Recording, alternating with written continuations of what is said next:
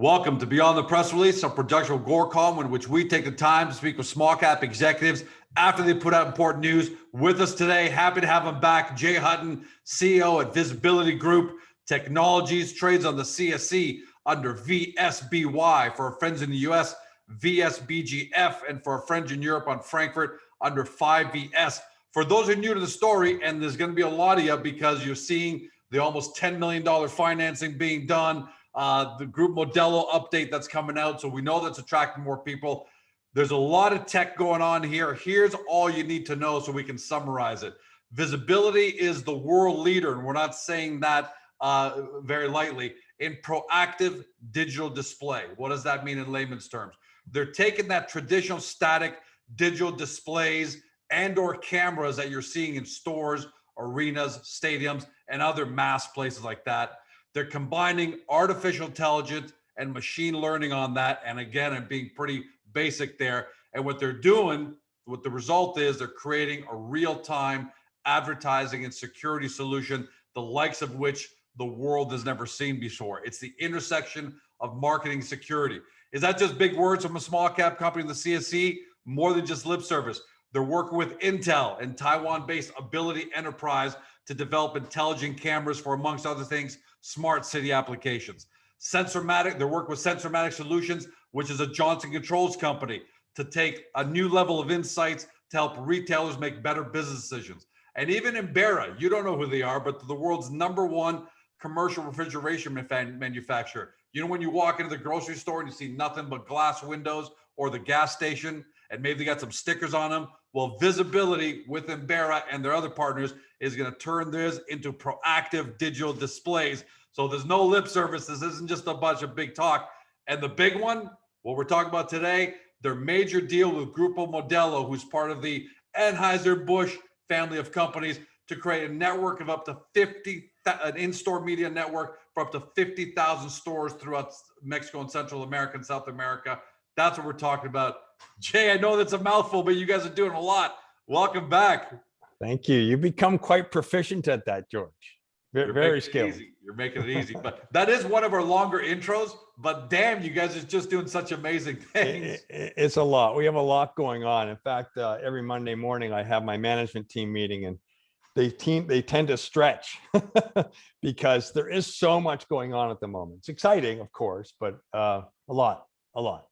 On this specific deal for the 50,000 store network, you've got Anheuser-Busch, AB InBev, Tech Mahindra, Intel, Retailigent. So before we get into some of the details, man, how big is this, not just for the company in the small cap world, but for the entire global marketplace of digital display? This has to be a company maker.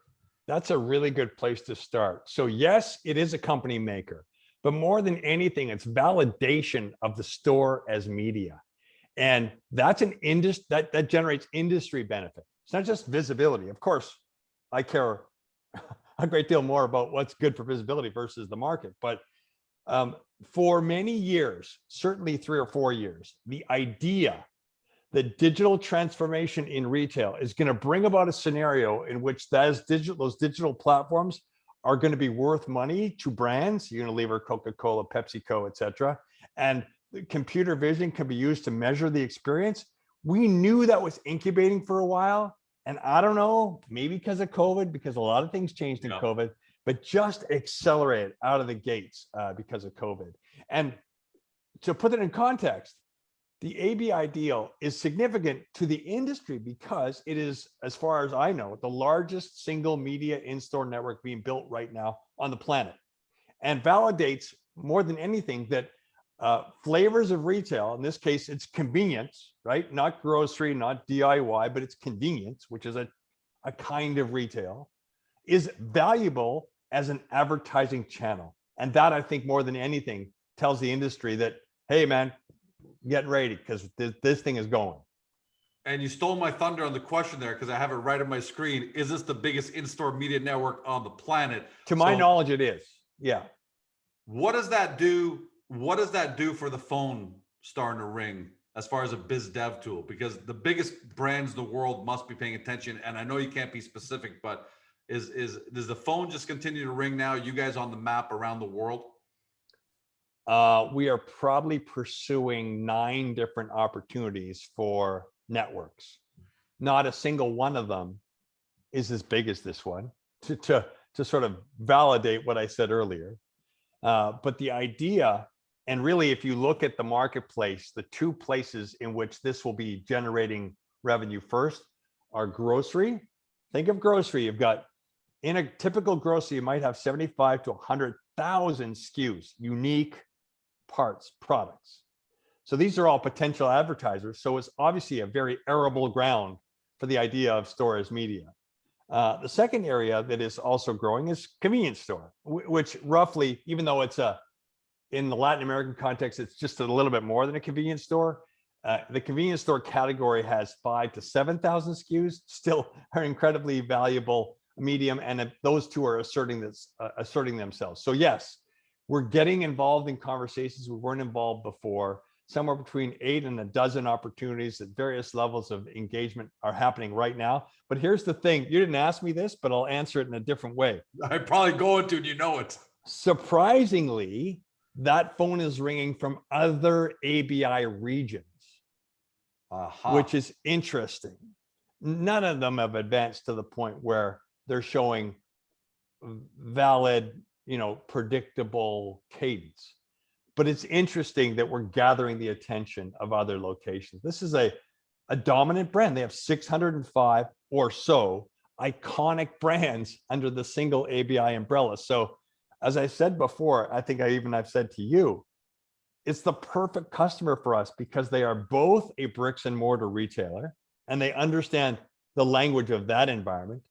And they're a CPG, they're a consumer packaged goods company, and they understand that environment. So to combine those 2 skill sets is the perfect for us. And really, there's not a lot of them out there that have that look and feel. And what I love about this, kind of touching on what you said earlier, touching on what you said at the very beginning, it just seems like it's come in like a storm. It's something we probably all envisioned. We've all seen Tom Cruise in that movie where he's sitting there working on proactive digital displays and movies. But we always think that's a lifetime away. What I love about it, because I'm a digital guy, is I'm no longer wholly dependent on doing my research before I get to a location. I can walk into a location now and it says, hey, here's a 50-plus-year-old male, it sized me up and immediately tells me, hey, this is what you will like in our location since you're here. That's a blowaway, but as a consumer, I'm going to love that convenience. That's a fascinating and insightful point. Here's what's really interesting. There's a certain class of shopper or consumer that expects this, George. And they're not the 55-year-old men who grew up before the internet existed, but the 30-year-olds, they expect to have this kind of digital platform in retail. Because the digital platform, it can be the phone. Yeah. But it's fully expected that there'll be some level of alternative or additional information provided at retail. And so the generations that follow us fully expect this and fully adopt into it rapidly without any hesitation, which is really kind of fascinating. We can't get into the headspace as 50-plus-year-old men, but I can tell you guaranteed that the CPGs, consumer packaged goods companies, understand that headspace. And they want to engage the consumer in a dialogue. And this is part of that dialogue. Anytime you talk about big deals like this, you've touched on the past in previous interviews, one thing the market may discount is execution risk. All right, sounds good. Little company, big monster companies, massive deployment. How are you guys going to get it done? You've seemed to now answer that question with the last press release last week, which is Tech Mahindra. A lot of Canadians may not know who Tech. I know who they are, but let's talk about for a second who they are, how big they are, and how that pretty much de-risks any execution risk that was on this 50,000 store deal. Well, certainly as a small company who specialize, we spend our money developing tech and creating brand new software, and we don't spend our money hiring field service teams and deployment capability. And you wouldn't, because You can buy that. You can secure that through partnerships. So when we first did the deal, I got that question reasonably. I had that question. It's a fair question. What makes you think that you as a small company can achieve this, can climb this hill? It's a big hill. And I said, hold on, we understand the problem, and intelligent people are working on fixing that problem. So putting Tech Mahindra in the mix, Tech Mahindra, Fortune 50 company, multi-billion-dollar systems integrator. They have many thousands of people in Latin America on the ground. They answer this problem for us. They answer the issue of scale. And we're able to create an environment with them where we'll do this together, and we have strategic initiatives going on that allow us to do more things together with Tech Mahindra. So then as a CEO, I now have the confidence to go to the marketplace and say, listen, we can do what we've always done, build really kick-ass technology, ensuring that we continue to push the envelope and innovate and drive change. But our partner is going to help us with all the things that are challenging with respect to scale, and that's Tech Mahindra. So we're delighted about that, and it's a new relationship, but it's functioning pretty successfully so far, and we're right now in deployment with them in Latin America. Yeah, but for everyone at home, they're out of India, multi-billion-dollar kind of organization. They're just absolutely massive. And I might actually disagree with something you said earlier. You said we didn't get into the business of deployment and all that because you can always buy that.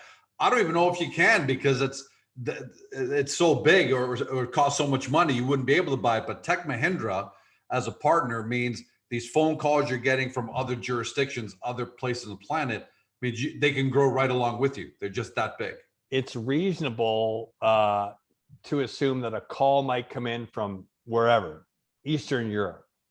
And prior to the existence of Tech Mahindra, the question would reasonably come up, well, can you actually deliver where we are?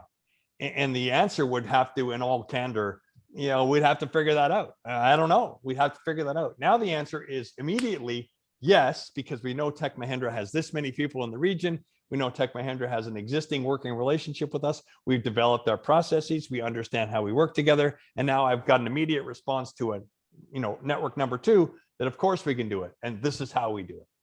The other major tech company that we've kind of touched on in the past because of the Ability Enterprise joint venture for the intelligent cameras and some smart city apps, but you have Intel in this press release as well, along with Tech Mahindra, talking about software and hardware.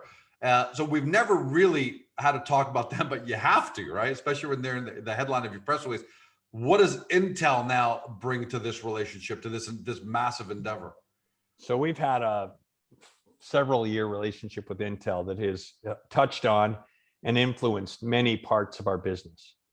In the artificial intelligence world, there's two real significant players, NVIDIA and Intel. And Intel arguably is considerably larger, but trailing the AI competitive marketplace at the moment.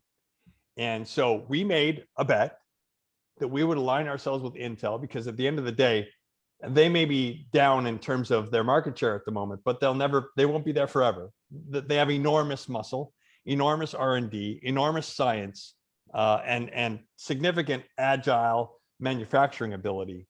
So we aligned ourselves with Intel, and we've been an enormous beneficiary, not only in terms of Intel's reach from a market point of view, but their technology point of view, the fact that we engage in collaborative teams to create intellectual property that is owned by VSBLTY, not co-owned, but owned by VSBLTY. And what's in it for them is they want to be associated with the leaders of AI. Because they can go back to their pipeline, right? And say, hey, by the way, George Combe, you need the solution? We got it for you. Exactly right. Exactly right. Because everybody knows, well, most people in the technology space know that customers, B2B principally, they don't buy equipment, they buy solutions. And so if we can put our product into a Intel ecosystem that functions optimally within an Intel ecosystem, they're going to have a new product to sell. And it happens to pull silicon with it. So that's what's in it for Intel. And right now, you'll see a series of new announcements in the next little while where we get more significant relationship with Intel, where they're actually driving our solutions into the market under an Intel brand. And for us, that's really exciting because it broadens the scope of the relationship. Okay, I need you to confirm for everybody at home that you never see the questions before we get on, because the next question I had was I started thinking to myself, Intel is going to call the George Coms of the world and their entire massive global database of customers. And I was going to ask you, is it reasonable to assume that Intel is going to create, it's almost like they're going to become almost like they're not a sales arm, I know that, but they're almost going to become like a biz dev arm. And I think you just answered that question. So that's got to be exciting as hell for you that Intel is now going out to the world, out to their customers. Yeah, it's gonna start with the security solutions that were built around the Mexico City surveillance deployment that was done between Energetica and Visibility. Intel was invited into that deal. They did a review of the technology and they give us a brand new blueprint. So now we're deploying V2, which is more Intel compliant, version 2. And of course, they're taking that solution to other markets under the Intel brand. So that's exciting to us. That's exciting to the entire small cap world, not just to you guys. I got to tell you, this is why I say that the Canadian small cap markets are the next Silicon Valley or the new Silicon Valley, right? And you're exactly proving my point, which is amazing. To get stuff like this done, you need resources, you need people, and you need cash. And you just closed, I'm going to say 10 million. I think it's 9.78, but I'm going to round it up. No one's going to put us in jail for this. You close a $10 million financing. How far is that going to take you? Oh, that should take us well into profitability, right? We are a company who generates revenue in the high gross margin category, 90% gross margin. We're recurring revenue. Our projections this year, which I continue to reiterate halfway through the year, because the financials are getting stronger and stronger and stronger month over month. So we talk about business in two metrics. We talk about bookings, which is a leading indicator. That's the composite of the forward contracts. And we talk about billings, which is the amount of those forward contracts that are recognized on a month-to-month basis. So in 2021, we'll do between 4 and 7 million in recognized revenue and between 15 and 20 million in bookings revenue. So the answer to your question is, if we achieve those two metrics, we'll be profitable round about the back end of this year. That's just the nature of recurring revenue, because it turned the corner so quickly, right? And all of this is just talking about one issue. We can't hop onto the other ones. We're just talking about the Anheuser-Busch InBev 50,000 store deal with everybody. We're not even talking. And today we're not going to have time to talk about, what you have with Ability Enterprises and Sensormatic from Johnson Controls, even in Barry, which to me is one of my favorites. I can't wait for that one to happen. But there's a new one on the table. I want to touch on it really quickly. You announced, I'm going to read the headline. Visibility partners with Rapid SOS to deliver threat detection data to 911. And all right, that sounds kind of cool. I couldn't even picture it. Most people can't picture it. But here's the thing. Rapid SOS raised $85 million, and I'm quoting, for big data platform aimed at emergency responders earlier this year. So this is another massive partner. This isn't just some kind of little, hey, let's try and see if what we can do here. Are you guys taking 911 and now morphing it into 2.0? Because we've all known 911 is a very archaic system. You call, where are you? What do you see? All that stuff. What are you guys doing together? And is this another global vertical you guys might able to create?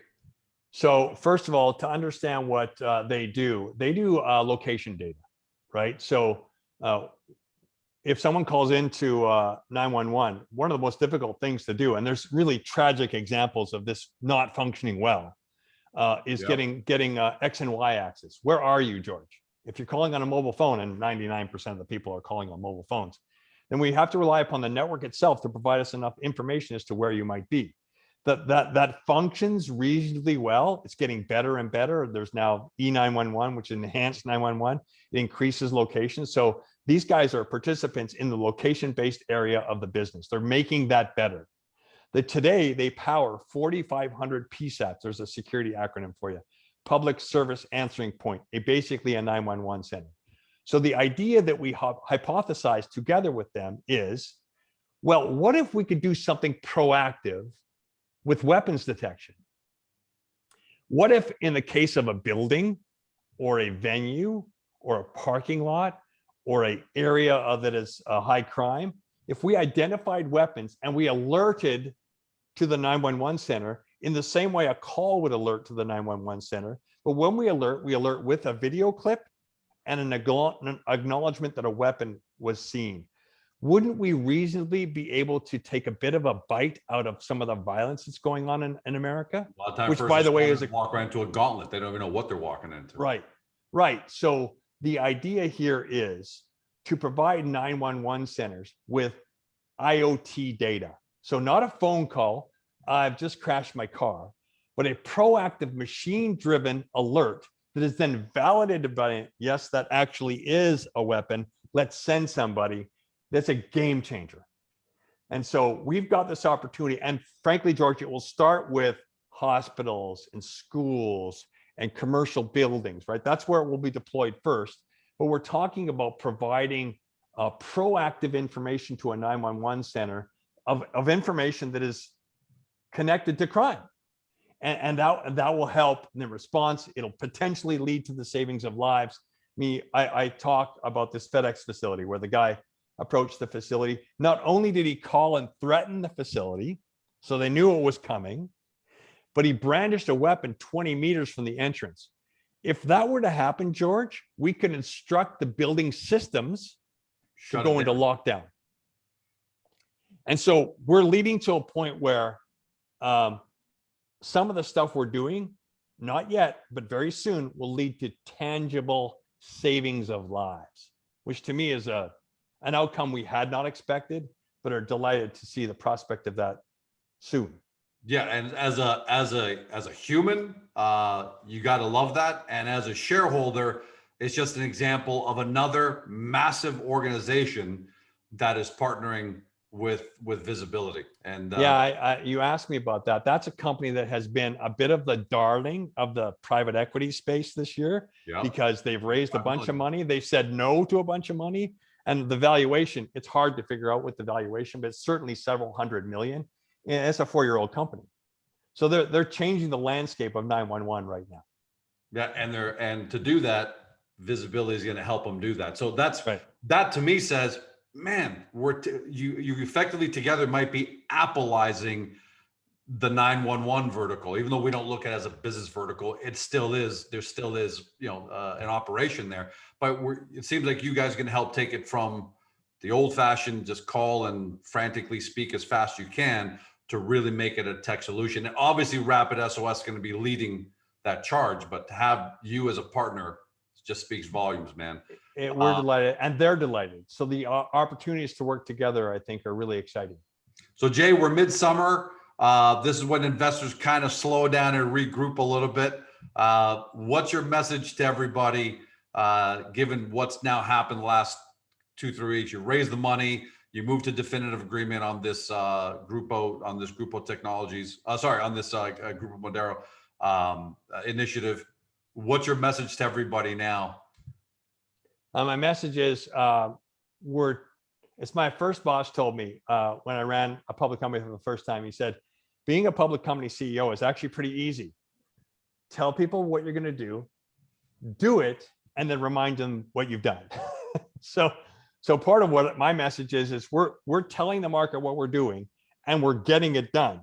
And as we deploy, the numbers will begin to reflect that. So my message to the market is, right now, I think we're a great opportunity to get in just as the party's about to begin, in my opinion. And Q2, even though I haven't disclosed any of the numbers associated with Q2 just yet, I'm really delighted as we're beginning to close the books on Q2 that we're delivering on that idea. And so I think as time goes by and as I do my job in getting the message out, people will begin to appreciate we've got a huge opportunity and we're a unique little company. Yeah, I see it already as clear as day. Look, I've been doing this since 1997, just more than 24 years now. You get a real good feel for what's real, what isn't real, and what's on the cusp of transformation. And to me, and guys, by the way, for everyone home, I'm not giving investment advice. I'm just talking about what I see from an operations point of view. I'm not talking about stock price, but to me, you've got the money in place, the partners in place, deals actually done, definitive agreements. it's no longer a case of will visibility be successful. Now it's just the only question is degree of success. Is it global paradigm shifting?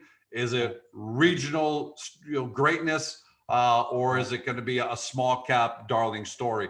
That's for everyone at home to decide. You can chime in with your thoughts, Jay. I can't, but you can chime in with your thoughts. Well, we've dug the hole. We see there's gold there, and it's a process of extracting it and finding out how much is there. That's where we're at as an organization. So we've eliminated a lot of the risk associated with is there, if you know what I mean. We're now looking at deployment, scale, all those components, which is exactly the next challenge, which is why we raised the money we raised, so that we could eliminate that as a concern about getting after execution and deployment. Jay, thanks for joining us. The good news is this has been an awesome webcast here. A lot of energy and great information, but it sounds like people are gonna have to wait very long, because just by your own words, it sounds like this is gonna be a pretty active summer for the company. So can't wait to have you back. But I am gonna say in the meantime, as a shareholder, I think I speak for everybody at home, congratulations to you. Well, thank you, George. You guys doing amazing things, man. And it's wonderful to be a part of. Great. Thank you, George. Thank you for the time. For everybody at home, you've been watching or you've been listening by podcast on Spotify, Google, Apple, your favorite podcast platform, to Jay Hutton. He's the CEO of VSBLTY Groupe Technologies, trades on the CSC under VSBY. For our friends in the US, VSBGF. And for our friends in Europe on Frankfurt under 5VS. Your job now is to do your due diligence. Really easy way to do that. 2 parts. 1, we know just from my intro, this is a big tiger that we've got here by the tail. So you probably need some help in getting that story really understood. Get to the profile page of VSBLTY under Gorecom. We've got it all neatly laid out for you in what I like to call a 10,000 foot view for you to get a nice understanding. And then for your deep dive due diligence, you can see the URL right above Jay there, VSBLTY.net. Get there to do your deep dive due diligence. It's artificial intelligence, machine learning, it's real-time security, marketing, advertising, and they're morphing an entire industry into something we've never seen before. Do your due diligence, because 12 months from now, I don't want anybody saying I didn't tell you so. Have a great day. Thanks for joining us. See you next time. Thank you, George. Hey guys, this video is over, but don't forget to help your company by liking it and then leaving a comment below. And then don't forget to help yourself by subscribing to our channel so you don't ever miss another great Gorecom small cap video.